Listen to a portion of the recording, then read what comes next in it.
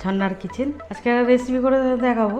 আজকে বানাবো ডিম পরোটা। কিভাবে বানাই দেখতে থাক, শুরু থেকে শেষ পর্যন্ত ভিডিওটা দেখতে থাক। ইফতারের স্পেশাল ডিম পরোটা বানাই, চলুন দেখা। একদম বাড়িতে যেগুলি সব থাকে উপকরণ সেই সব দিয়েই বানাবো। আজকে নিয়েছি ময়দা, আটা নিয়েছি, গমের আটা।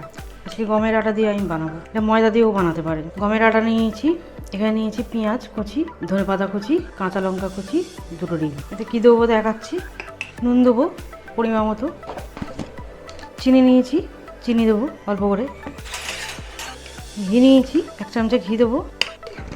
ভালো করে সব মিশিয়ে নেবো, একটু হাতে ঘষে ঘষে ময়ানটা দিয়ে নেবো। ময়ানটা দিয়ে নিলাম, জল দিয়ে মেখে নেবো, আটাটা মেখে নেবো। আর এটা বাচ্চাদের টিফিনে তো বানিয়ে দিতে পারবে, এটা খেতে খুবই ভালো লাগে। ভালো করে আটাটাকে মেখে নিতে হবে। এখানে মাখা হয়ে গেছে, ভালো করে মেখে নিয়েছি। এরকম সাইজ করবো, যেন রুটি করে সেরকম গোল্লা করে নিয়েছি। 4টে করে নিলাম। শুকনো আটা নিয়েছি, বেলে নেবো। এখানে বেলা হয়ে গেছে, 4টে বেলে নিয়েছি। আর ডিমটা এতে নিয়ে নেবো।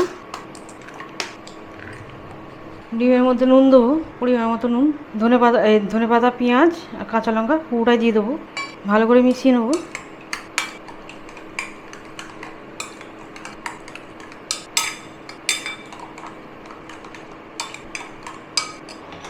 অল্প করে চিলি ফ্লেক্স নিয়েছি, চিলি ফ্লেক্স দিয়ে দেবো।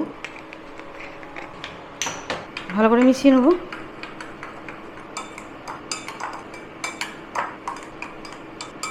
ভালো করে মেশানো হয়ে গেছে, এটা পাশে থাক। এখানে সাদা তেল বসিয়ে দিয়েছি, একটু কমিয়ে রাখলাম, তেলটা অনেকটা গরম হয়ে গেছে। এই রুটিটা নেবো, এতে দিয়ে দিলাম। ডিমটা দিয়ে দেবো, 2 হাতা দিয়ে দিলাম এই চামচাতে। এটা এরকম দিয়ে দেবো, উপর দিয়ে দিলাম।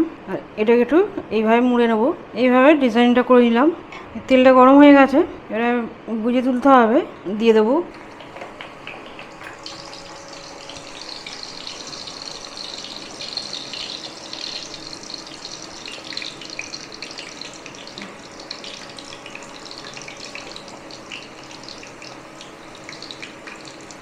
এইভাবে তেলটাকে দিচ্ছি উপর দিয়ে, কমানো আছে একটু, আর বাড়িয়ে দিলাম।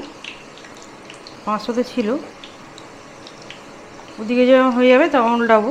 এখন উল্টাবো না, ডিমটা কাঁচা আছে, এরকম আস্তে আস্তে ফুলে উঠবে। এবার এরকম ধরে উল্টে দেবো।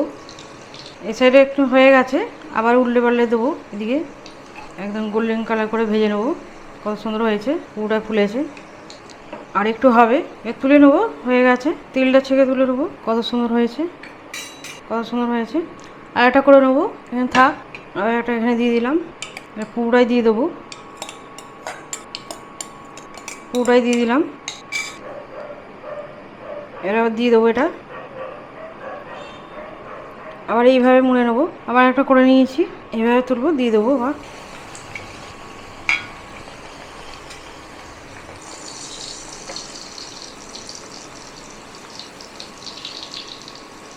আমি একটু, এটা আমি বড় বড় করেছি, এটা ছোট সাইজেও করতে পারে। এটাও হয়ে গেছে, তেল ছেঁকে তুলে নেবো। বন্ধ করে দিলাম, কত সুন্দর হয়েছে। তেল ছেঁকে আবার তুলে নিলাম, দুটোই হয়ে গেল। টমেটো কেচাপটা দেবো, ডিম পাউডার কেটে নেবো, এটাও কেটে নেবো। একদম মুচমুচে হয়েছে, কত সুন্দর হয়েছে। ডিমটা একদম চারিদিকে হয়েছে। এখান থেকে আবার একটা পিস করে নেবো, এইভাবে সাজিয়ে দিচ্ছি। এখানে টমেটো কেচাপ নিয়েছি, টমেটো কেচাপ দেবো।